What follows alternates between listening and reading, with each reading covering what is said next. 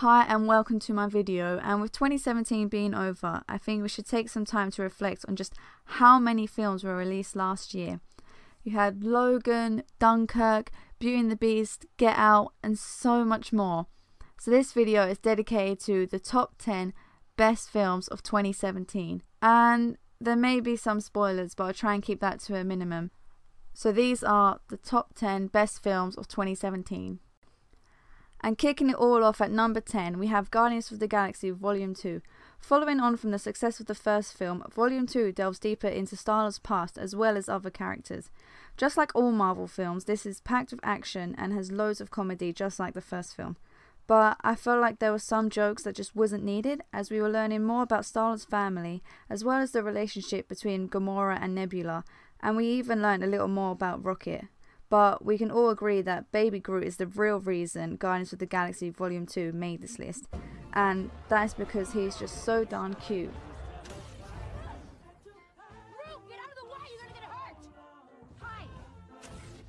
And at number 9, Pitch Perfect 3, the third film to be added to the franchise. But personally, I'd wish there'd be many more. Just like the first two films, it's filled with comedy and has a great soundtrack. But something of this film really surprised me, and it's an action scene. Is there anything Rebel Wilson can't do? We even learn more about Aubrey and Fat Amy's dad, which is a really interesting aspect I think they took. There is something wrong with this film, and it's that it's really predictable, and there's a scene in it which is very similar to something that happens in the second film, but that's only minor, and the comedy and jokes shared between Anna Kendrick's character Becca and Brittany Snow's character Chloe really makes up for it. I brought this just in case. Oh God. How's Christmas with your mom? Oh, you know, it's okay. It's okay, I guess. Yeah. I mean, at number 8, A Bad Moms Christmas, the sequel to Bad Moms, and in this one you've got the Mums, and honestly it's just as funny as the first one, maybe even more so. I cannot find a flaw with this film. You've got a nice Christmas festive feel with it, and just like the first one, it's the mums taking back their lives. You've got Mila Kunis, Kristen Bell and Kathryn Hahn. Let's just say their mums don't let them take back Christmas. They have their own idea of it and they just want to stick with that, and causes some conflict between them, and that is how the story develops, and that just increases the hilarity throughout.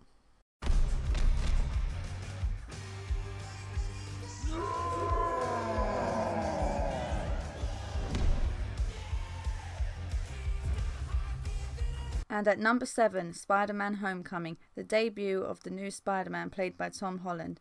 I don't know whether it was his boyish charm or incredible good looks that kept me watching. Nerdy boy becomes a superhero. Where have I seen that before?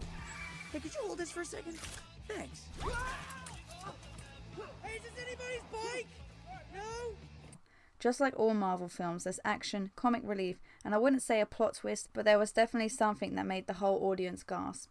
At number 6, Beauty and the Beast, the live-action remake of the original classic. And I knew this film would be very heavily CGI based, and I was more concerned with how they would make the Beast look, whether they'd make him really realistic and almost scary, or if they would romanticize him.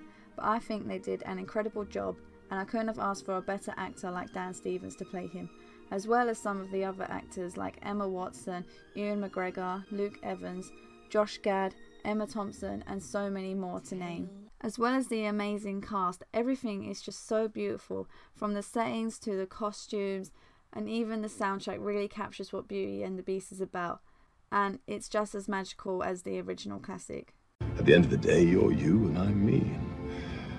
I know maybe there's still good in you, but let's be honest, our paths diverged a long time ago.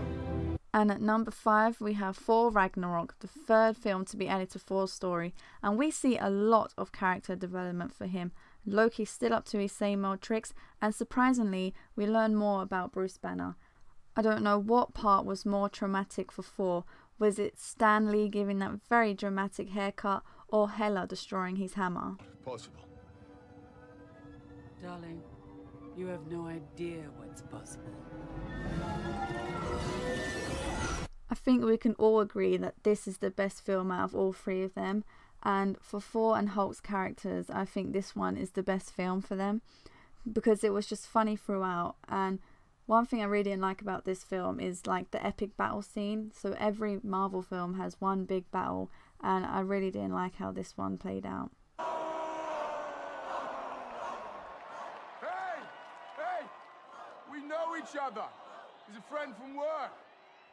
At number 4, War for the Planet of the Apes, and honestly, I love this trilogy so much. I love each film and I can't decide which one is my favourite, so that's why this one makes the 4th spot, because right at the beginning of the film you are captured. There's words that come up and it summarises 2 films before, and it summarises what's happened to this point, and each film the apes are developing more and more through speech and emotions. And for Caesar, I think out of the 3 films, this one is the most like intense and saddest one for him. You're him. You're Caesar. We've been searching for you for so long. At number 3, The Book of Henry, and this is the most recent film I've seen, so it's very difficult for me not to put it in the top spot. But it starts off with a little happy family that wants to save the girl next door, and then it changes into like a dark thriller, and there's something that happens a quarter way into it which initiates that change. They're gonna get so drunk right now. I know. I heard that. Despite how much I love this film, I have read some negative reviews about it, and it's that this film switches between a lot of genres. So at the beginning it's a family friendly film, but then it turns into like a dark thriller. And I feel like people overlook the main point of this film, and it's that violence is overlooked and there's something that should be done about it, and that's my favourite thing about this film. Violence isn't the worst thing in the world. What is then? Apathy. And at number 2, The Greatest Showman, and this one was actually going to be in the top spot, but then I realised the one that actually is there does belong there. So with this film, it has an amazing soundtrack, and Zac Efron, Hugh Jackman and Zendaya, I think they were perfect for their roles, and just everything, the dances, the songs, the acting in between, even the costumes and the sets, it was all just so beautiful to watch. And it wasn't necessarily sad, but it was just because it was so beautiful you felt like crying, if that makes sense. As well as all that, I really like the circus part of it. I mean, the whole film is really based around that, but just when you're actually in the circus and then you see them doing all the tricks and dances and all stuff like that.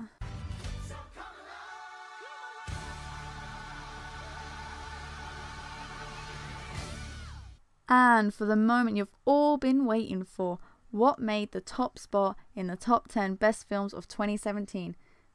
Was it Dunkirk, La La Land, Justice League, Get Out, Murder on the Orient Express, Wonder Woman, Baby Driver, Daddy's Home 2, Logan, Jumanji, Welcome to the Jungle, all the other films that came out in 2017?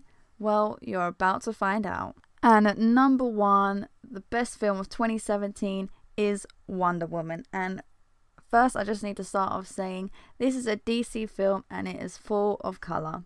I think it's got to be the first one I've watched where there's not just blacks and greys and blues and, well, darkness.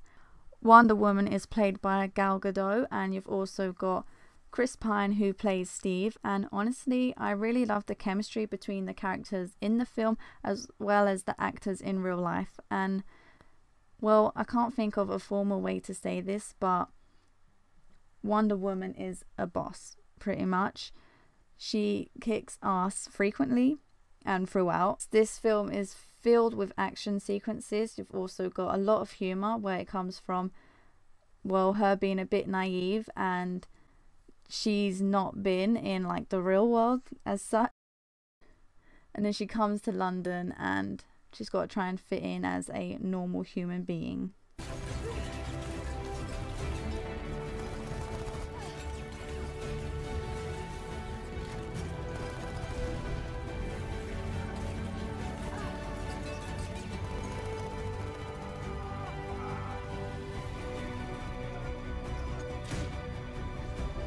There are many intense scenes just like the one that is playing, and you may disagree with the rest of my list, but I think we can all agree that Wonder Woman is the best film of 2017. So these are some of the best films that were released in 2017.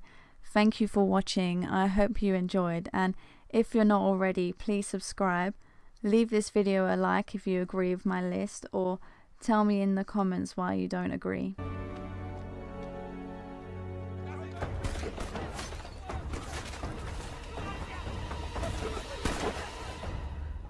Stay here. I'll go ahead.